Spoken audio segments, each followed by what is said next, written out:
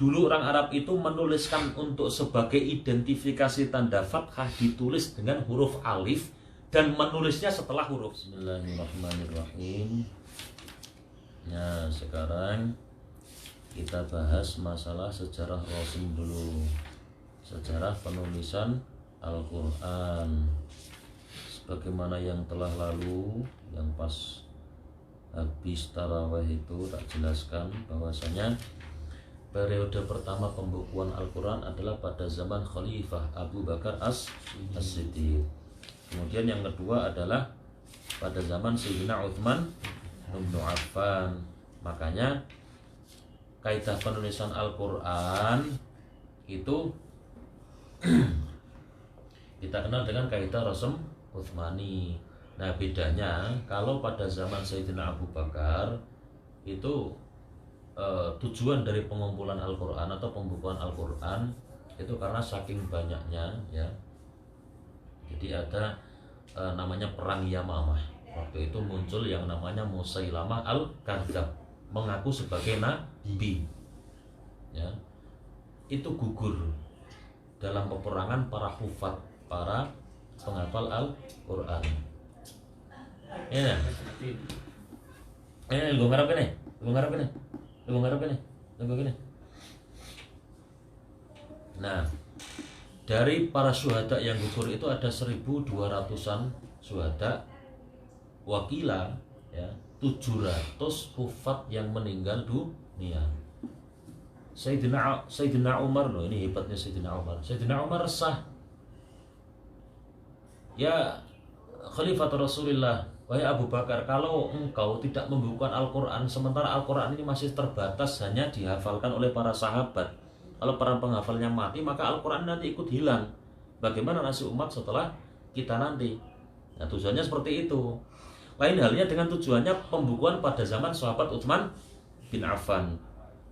Pada zaman sahabat Utsman bin Affan ini pembukuannya bertujuan gara-gara apa? Islam semakin luas, ya, semakin berkembang bahkan di luar dari negara Arab. Makanya wajah-wajah qiraah yang banyak, sebagaimana beberapa kali dalam sholat tak baca riwayatnya Imam Ibnu Katsir Al-Fatihah dengan dibaca silah mim jamaknya siratal ladzina an'amta 'alaihim ghairil maghdubi 'alaihim waladdallin. Nah, itu perbedaan bacaan ini karena yang di luar dari Madinah ini mengambil setelahnya Rasulullah ini banyak para sahabat yang menjadi penjuru-penjuru guru Al-Quran, yang mengambil bacaan dari sahabat Ubay bin Ka'ab begini, yang mengambil bacaan dari sahabat Abdullah bin Mas'ud begini. Nah, mereka tidak tahu padahal semua itu adalah mutawatir sampai Rasulullah. Artinya saling menyalahkan, bahkan saling mengkufurkan. Oh, kamu misalkan wa wassabiha Ibrahim banihi. Ya, kalau yang riwayatnya para imam qiraah di Syam bacanya wa ausabiha. Ya, contoh-contoh seperti itu, perbedaan seperti itu karena ketidaktahuan saling mengkufurkan. Ya, ini akan muncul peluang konflik, yaitu perpecahan di antara umat Islam. Makanya sahabat Utsman bin Affan kemudian berinisiatif membukukan Al-Quran yang mana tulisannya bisa melayani semua bacaan. Contoh pada Al-Fatihah, Ar-Rahmanir-Rahim, Maliki Yaumiddin, mimnya tidak ditulis alif karena banyak atau selain daripada imam kita itu bacanya harfu alif. Imam Ibnu Katsir misalkan Ar-Rahmanir-Rahim, Maliki Yaumiddin dibaca pendek. Kalau menuliskan alif di situ maka hanya melayani satu bacaan kita. Bacaan kita itu dari siapa? Riwayatnya Imam Hafiz, gurunya Imam Hafiz siapa? Imam Asim. Gurunya Imam Asim siapa? Abu Abdurrahman As-Sulami. Gurunya Abu Abdurrahman As-Sulami siapa? Sayyidina Ali bin Abi Thalib dan Ubay bin Ka'ab. Gurunya para beliau ini siapa? Ya Rasulullah. Nah, kalau bacaan riwayat kita Maliki Yaumiddin dibaca satu alif.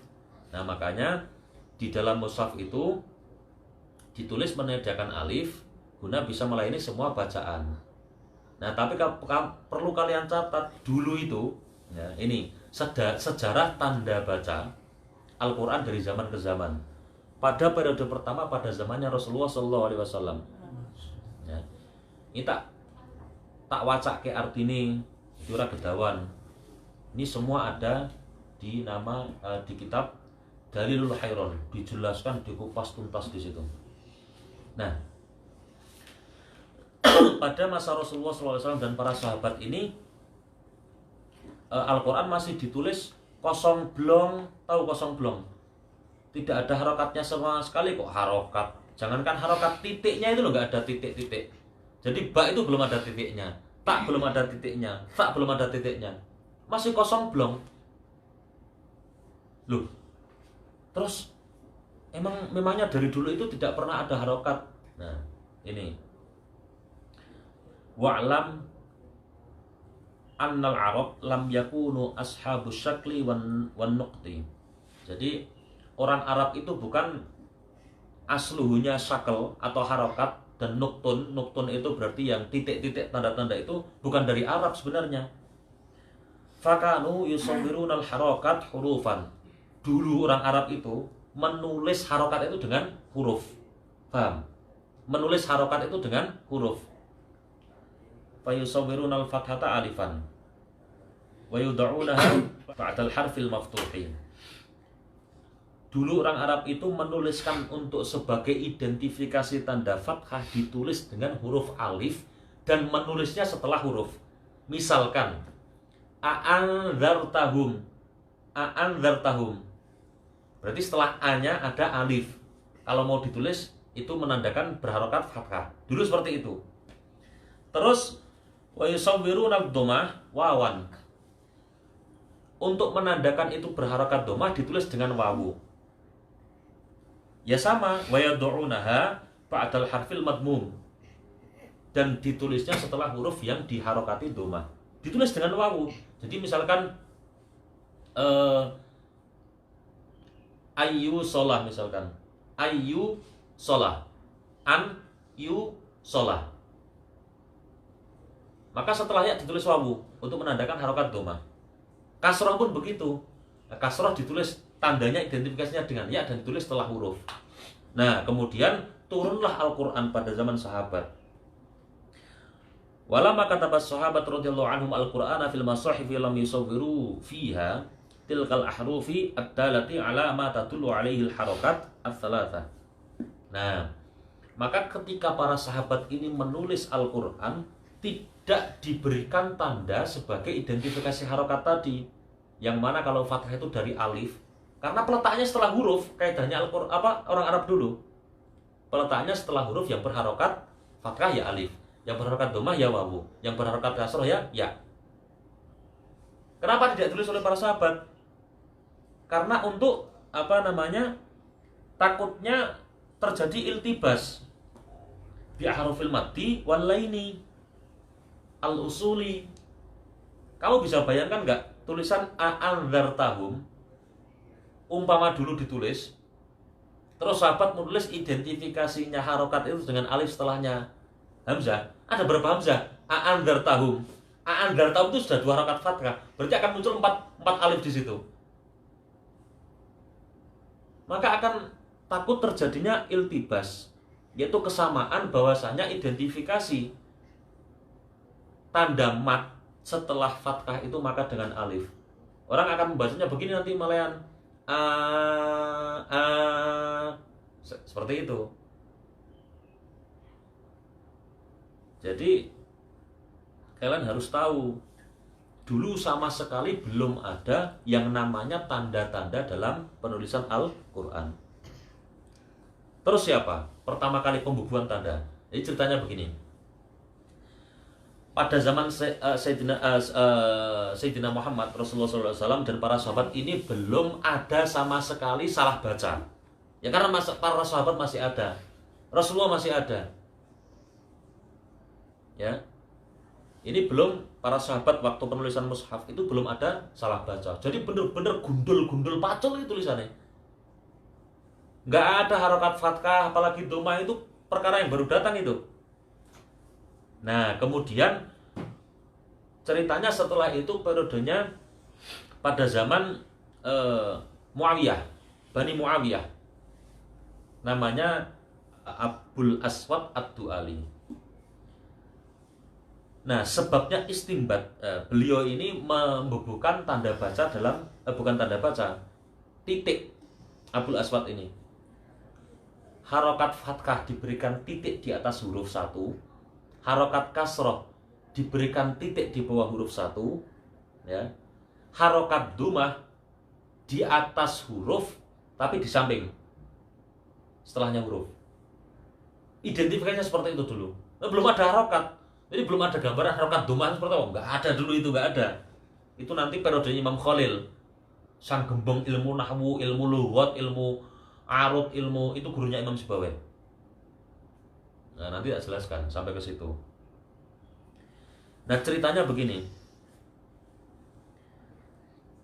Wasababu istimbatihi lahu anna Ziyad bin Abi Sufyan Amirul Basrah, ya, Amirul Basrah fi ayyami Muawiyah kana lahu ibnun ismu Ubaidillah.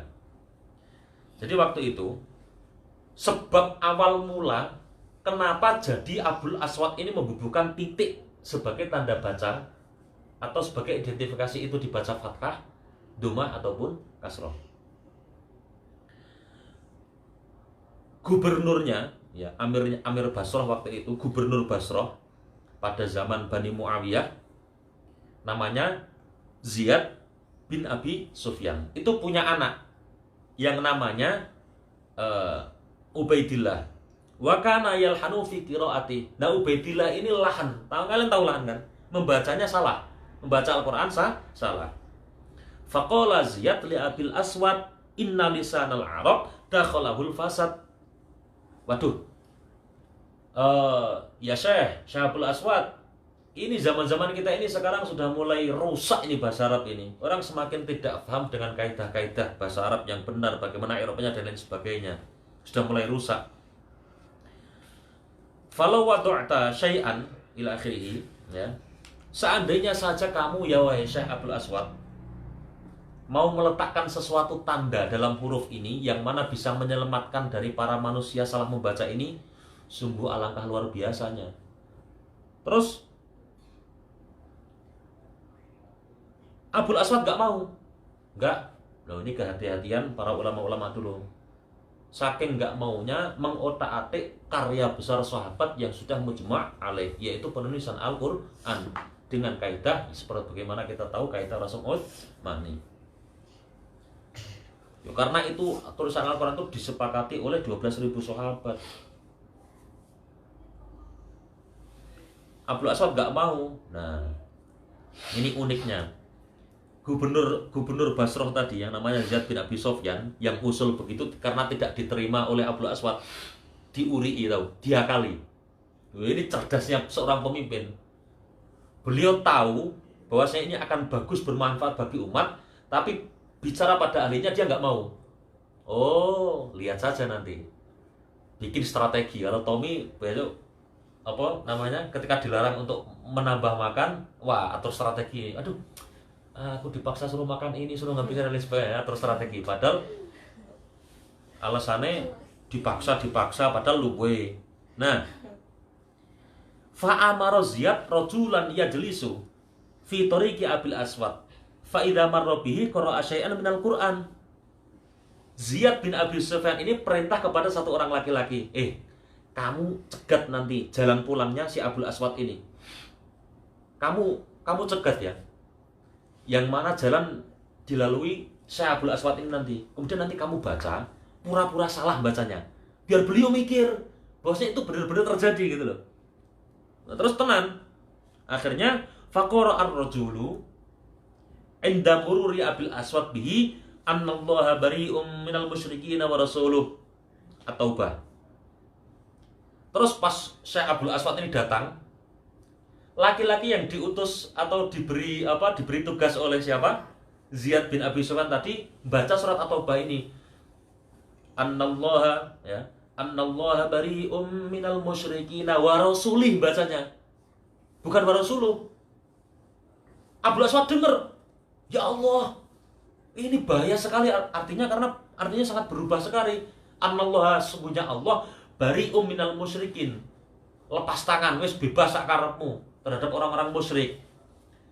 Kalau itu dibaca kasroh, lamnya rasulih wa rasulih, berarti Allah membebaskan, atau wis terserah kalian, tidak uruslah terhadap orang-orang musyrik dan rasulnya. Nggak mungkin dong Allah berlepas diri dari rasulnya atau melepaskan rasulnya. Makanya wa rasuluh yang benar itu wawu atofnya kepada anallaha, yang berlepas diri dari para orang musyrik itu adalah Allah dan rasulnya. Nah, ini sama laki-laki yang diutus siapa? Ziyad bin Abi Sufyan tadi membacanya dengan bil khafdi, kasroh. Begitu melihat begini, Abdul Aswad lewat langsung, wah ini nih harus kena nih, harus denger nih. Wah, pura-pura enggak, itu sengaja dalam rangka apa? Biar Syekh Abdul Aswad Ad-Du'ali ini tadi ya mau membubuhkan apa yang diusulkan oleh Ziyad bin Abi Sufyan. Annallaha bari'um minal musyrikin wa rasulih. Langsung ma'adzallah. Abdul Aswad bilang begitu. Ma'adzallah ayyatabarra Allah min rasulih. Waduh, ini langsung faraja'a min fawrihi ila Ziyad wa qala lahu qad ajibtuka ila ma sa'alta, kata Abdul Aswad. Jadi Abdul Aswad setelah mendengar itu langsung balik kanan mendatangi lagi siapa? Gubernur Basrah tadi, namanya Ziyad bin Abi Sufyan. Oke, Pak Gubernur, aku bener-bener aku mau krungu neng dalan aku salah maca parah sekali. Oke, aku akan berijtihad membubuhkan satu tanda di dalam Al-Quran yang bisa mengidentifikasikan i'rabnya Al-Quran. Nah, lalu fahtara rajulan aqilan fatonan wa qala hu khudhil mushaf. Nah, kemudian akhirnya diprakarsai, milih satu laki-laki yang benar-benar aqilan, yang cerdas, kemudian yang amanah betul. Abdul Aswad bilang begini, kamu ambil Quran, ambil mushaf. Jadi dulu itu setelah mushaful imam yang masyhur 5 jadi itu, para ulama-ulama dulu berlomba-lomba saling menulis Al-Quran dengan istilahnya acuan kaidahnya adalah sama seperti yang ditulis mushaful imam pada zaman Sayyidina Utsman bin Affan. Jadi nggak ada dulu orang jual mushaf seperti ini, buku itu nggak ada. Dulu pada menulis sendiri orang-orang dulu itu. Malah sering dibuat sayembara kalau dulu. Wah, dihadiahkan pada raja-raja. Kalau menulis mushaf bisa bagus sekali. Para khotot, wah yang kaligrafinya bagus dan lain sebagainya. Wah, ini menjadi satu kebanggaan. Akhirnya, ayo, kamu ambil Quran. Nanti aku baca ya. Kalau apa yang aku baca itu nanti fathah, ya, maka maksudnya kalimat akhirnya fathah, maka kamu kasih titik di atas huruf yang terakhir tersebut. Itu pun dengan tinta merah biar bisa membedakan. Kalau aku bacanya kasroh nanti, maka di titik bawah huruf domah, di titik samping kiri huruf. Seperti itu. Nah, akhirnya diimla sama Abdul Aswad. Wah, ini Syekh yang pahlawan tanda baca juga ini. Terus dibaca, diimla.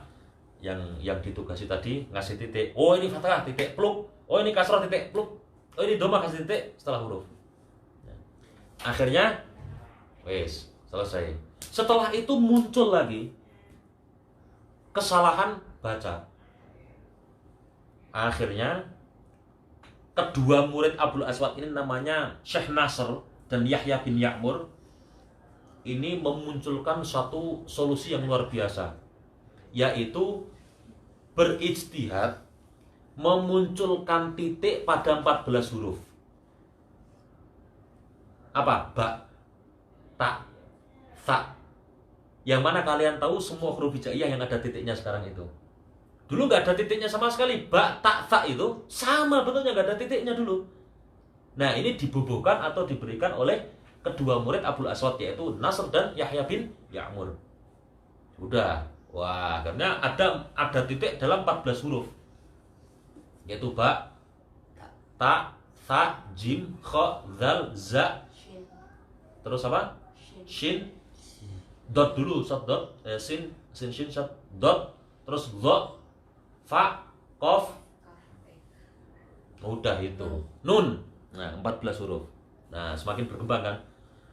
Terus pada zaman Imam Khalil, ya, sang gembong ilmu nahwu, ilmu balaghah, ilmu arud, dan pahlawan tanda baca. Ini pada saat itu mulai banyak salah baca.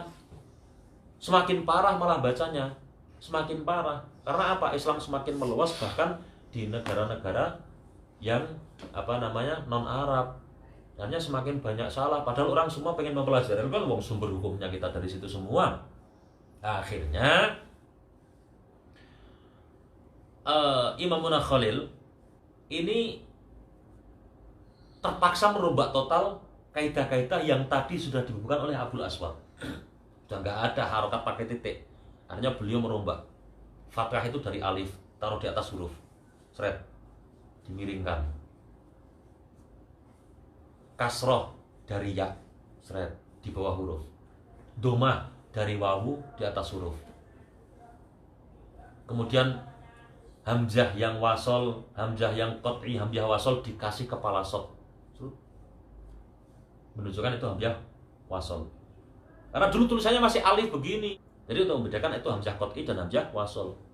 Dan itulah kaidah-kaidah yang sampai pada saat kita ini, zaman kita ini, akhirnya dimodifikasi sedemikian rupa. Dulu tanda mat celeret panjang begitu, itu dari mim dal. Akhirnya kan dimodifikasi seret, fathah jadi, itu aslinya alif dulu. Domah dari wawu dan lain sebagainya seperti itu. Jadi yang wajib dijaga, tidak boleh menyalahi kaidah dalam penulisan itu adalah penulisan kalimatnya. Kalau tanda baca itu periode setelah sahabat. Tapi ya, tanda baca yang disempurnakan oleh Imam Khalil ini sudah luar biasa bagus, sudah memenuhi standar bacaan, tidak merubah sama sekali kaidah penulisan Rasul Utsmani yang mana tujuannya untuk bisa satu tulisan melayani semua wajah bacaan. Paham ya? Jadi dulu hamzah wasal itu dari jejak Imam Khalil ya tidak berharokat hamzah wasal itu. Karena akan jadi semrawut. Contoh yang kemarin itu tak kasih tahu caranya wajhul bacaan wajhul bacaan bismillah ketika wasal dengan awal ayat. Contoh pada surat Al-Qari'ah, Bismillahirrahmanirrahim Al-Qari'ah. Al-Qari'ah itu alifnya hamzah wasal. Kalau itu dikasih harokat, ya akhirnya sama bingung orang-orang mubtadiin, orang-orang yang baru belajar Al-Quran, malah mocone Bismillahirrahmanirrahim Al-Qari'ah. Ya nggak tahu itu. Ya meskipun tanda baca itu tidak mujma' alaih oleh sahabat, tapi itu sudah sebenarnya dibakukan, itu yang sudah terbaku itu ya sudah bagus sekali. Lah kok sekarang orang-orang tidak mau mengkaji secara mendalam tentang ilmu tanda baca, dobit, kemudian dan lain sebagainya, masalah tanda baca peroseman, kok sudah memunculkan tanda baca sendiri. Aduh, malah repot jadinya serampangan. Kalau saya tidak mau, kalau saya ya pakainya yang begitu. Coba kalian bayangkan ketika hamzah wasal diharokati. Taunya harokat asli, bukan harokat karena itu harokat minal ibtidak, karena sebabnya hamzah wasal jadi ibtidak. Bismillahirrahmanirrahim Al-Qari'ah bacanya kan salah. Beda dengan Al-Hakumut, itu hamzah qat'i, maka bacanya baik wasal maupun waqaf Bismillahirrahmanirrahim Al-Hakumut Takatsur. Nah Al-Qari'ah kalau wasal ya hamzah wasalnya tidak terbaca. Jadi hamzah wasal itu bisa berharokat jikalau dia dijadikan ibtidak atau permulaan bacaan saja. Makanya rumusnya tidak diharokati. Nah Al-Quran sekarang banyak yang mentang-mentang itu tanda baca, tidak mujma' alaih pada zaman sahabat, main seenaknya, tapi tidak ada ilmunya sama sekali. Ya orang kan tetap nggak tahu ketika hamzah wasal diharokati fathah, bacanya ya tetap dikiranya ketika wasal masih terbaca Bismillahirrahmanirrahim Al-Qari'ah. Nah seperti itu. Dah, nanti kita belajar secara detail, kita perdalam lagi masalah ilmu ibtidak waqaf. Allahu a'lam bishawab.